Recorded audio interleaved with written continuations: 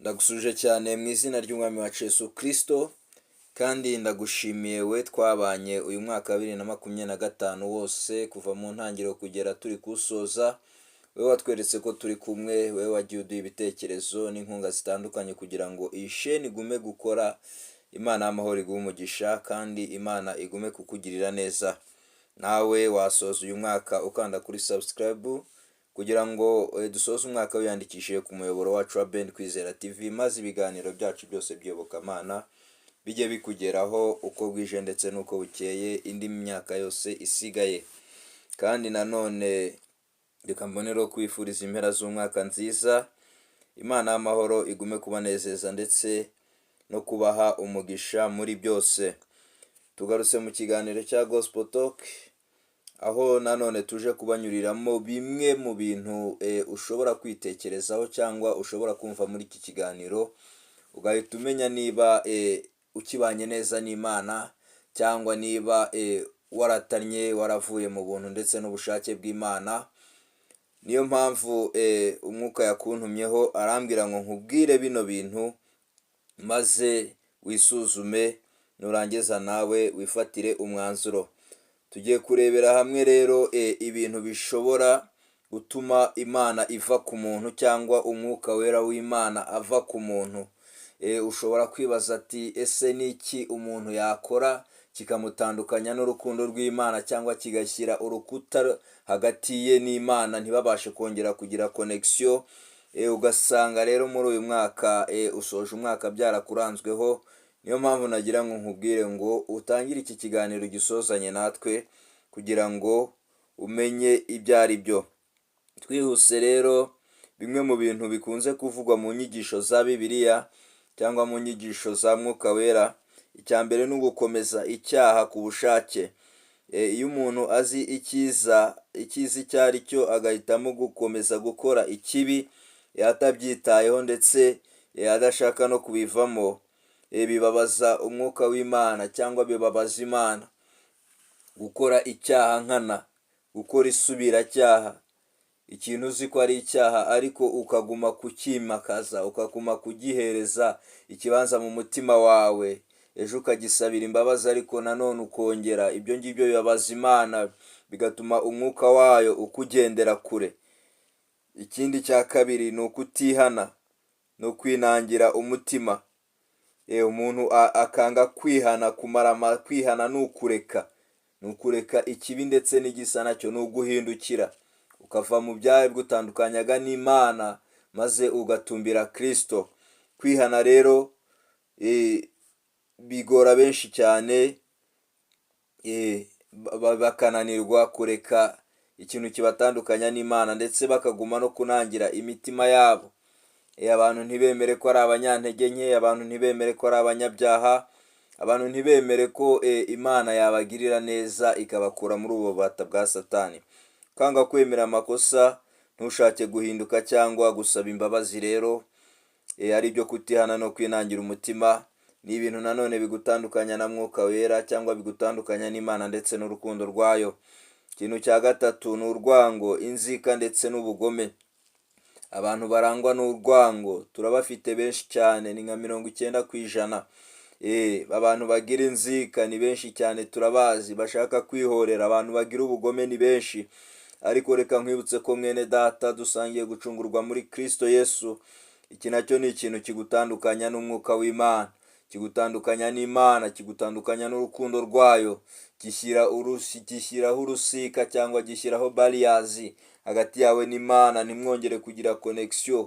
Niyo mpamvu ushobora guhamagara Imana ukumva Imana, connection yawe n'Imana yaracitse, Imana ntiri kukumva. Kugumana inzika rero, kwanga gutanga imbabazi no kwifuriza inabi abandi, ibyo ni ibintu bigutandukanya n'urukundo rw'Imana, ari byo urwango n'inzika n'ubugome. Nagira ngo niba warangwaga n'ibi ngibi rero umenye ko hari byinshi byatumye imigisha yawe itakugeraho, hari byinshi byabaye urukuta kugira ngo imigisha y'Imana ntikugereho muri uyu mwaka, maze uzibukire, uhindukirire Imana, wongere wemere ko uri umunyantege nke, igukuremo izi nzika, igukuremo uru rwango ndetse n'ubugome, maze igushyiremo urukundo rwayo. Ikintu cya kane twabateguriye ni ukubeshya no kuba indyarya. Abantu barangwa no kubeshya cyane. Muri iyi minsi abantu barangwa no kubeshya. Abantu benshi babaye indyarya. Kumenya ukuri byagoreye abantu. Kumenya umukristo n'utari umukristo bisigaye bigora abantu. Buri umwe wese asigaye ashaka moyen de defense. Buri umwe wese asigaye atekereza uko yakwirengera. Akabeshya kugira ngo yirengere. Ariko ntabwo ariko byagakwiye, kuko ibi ngibi nabyo bigutandukanya n'Imana, ndetse bigutandukanya n'umwuka wera w'Imana akakugendera kure. Kwitwara nk'uwemera Imana ariko mu bikorwa ugakora ibihabanye n'ibyo uvuga, ari byo kubeshya no kuba indyarya. Ukagaragara nk'umuntu w'Imana ariko hanze tukakubona wiba, tukakubona uryarya, tukakubona uri umunyangeso mbi. Ibingibi bigutandukanya n'Imana ndetse n'urukundo rwayo. Nagira ngo nkubwire rero ko ibingibi ugomba kubireka kugira ngo umwuka wera w'Imana yongere kukugarukaho. Ikintu cya gatanu ni ugusuzugura umwuka wera. Iki ni ikintu gikomeye cyane. Gusuzugura umwuka wera ni ibintu bigaragara nk'umuvumo mubi cyane ku buzima bw'umuntu. Kwirengagiza ijwi ry'umutimanama, kwanga ukuri cyangwa kugaya iby'Imana ku bushake, ari byo gusuzugura umwuka wera. Ibi ni ibintu bibi cyane mwene data.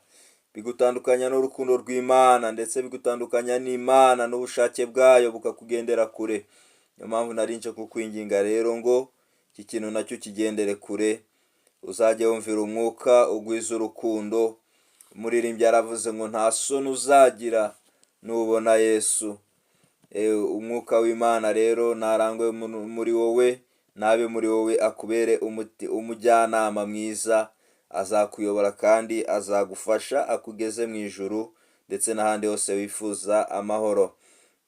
Ikintu cya gatandatu ni ukuramya ibigirwamana. Ibigirwamana ntabwo ari amasitati gusa tureba cyangwa bya bindi byose tuzi, ahubwo no gufata umuntu ukamugira nk'akamana kawe, nabyo ni ukuramya ibigirwamana. Gushyira ikintu icyo ari cyo cyose, amafaranga ushobora kuyagira ikigirwamana, cyubahiro kiba ikigirwamana, umuntu akaba ikigirwamana, ibinezeza abantu bikaba ikigirwamana. Ibi ngibi ukabishyira mu mwanya w'Imana, aho Imana yakimakaje, aho Imana yagafashe ikibanza, akaba ariho ushyira ibi ngibi. Ibi ngibi ni ibintu bibabaza Imana cyane, ndetse bigatuma umwuka wayo uhita ugenda ku buzima bwawe, ukakugendera kure. Ukabura urukundo rw'Imana, ukabura imbabazi z'Imana, ndetse ukabura no gukora no kugira neza kw'Imana. Nkubwire rero ko kuramya ibigirwamana ari ibintu bigutandukanya n'umwuka wera w'Imana, ari ibintu bigutandukanya n'urukundo rwayo, kugira ngo uhite uzibukira maze uramye Imana yonyine aba ariyo wiringira. Mu Itangiriro 6 igice cya 3 haranditse ngo umwuka wanjye ntazahora arwana n'abantu. Umwuka w'Imana ntazahora arwana n'abantu. Niyo mpamvu ukwiriye kumenya ko hakiri amahirwe, kuko wahinduka ukava muri ibyo ngibyo, kuko hari igihe ibi byose bizarangira maze Imana ikaza guhemba ndetse no guhana. Ariyo mpamvu nakubwiraga ko uyu ni wo munsi wawe wo kongera kugira ubusabane n'Imana. Uyu ni wo munsi wawe wo kongera kugarura umwuka wera mu buzima bwawe, kugira ngo Imana yongere ikugirire neza. Reka dusoreze kuri iki kintu cya 7, aricyo bita cyangwa twise kunanirwa gukunda abandi, cyangwa kunanirwa kugira urukundo. Kunanirwa kugaragaza urukundo, ubutabera n'imbabazi mu buzima bwa buri munsi. Ntiwereke abandi urukundo, ntugaragareho n'urukundo mu buzima bwawe, ahubwo ugashaka kuba umuntu uhora umeze nka nyamwigendaho, cyangwa umuntu uhora ashyamiranyije abandi. Kankubwire ko ibi ngibi nabyo biri mu bintu bigutandukanya na mwuka wera. Ariko nanone reka nkubwire ko icy'ingenzi cyane, niyo umuntu yaba yarakoze ibibi, Imana ntihita imutererana burundu. Iyo umuntu aranzwe no kwicuza, agasaba imbabazi kandi agashaka guhinduka, Imana irongera ikamwakira, kandi umwuka wera w'Imana akongera akamubaho, akamufasha, akamubera umujyanama ndetse n'umuyobozi. Reka rero nsoze nkubwira ko nubwo ibi byose byaba bikurangwaho, cyangwa nubwo ibi byose waba warabikoze ukaba mwuka wera atakiri muri wowe, ndetse n'Imana ikaba itakiri mu ruhande rwawe, ariko Imana ni inyampuhwe kandi ihora ishaka ko umuntu yakwisubiraho agahindukira akayigarukaho. Imana y'amahoro ibahe umugisha rero kandi bagire neza. Ibi ni bimwe mu byo twari twabateguriye, ariko ni byinshi cyane, ariko ibi ngibi ni iby'ingenzi twabazaniye.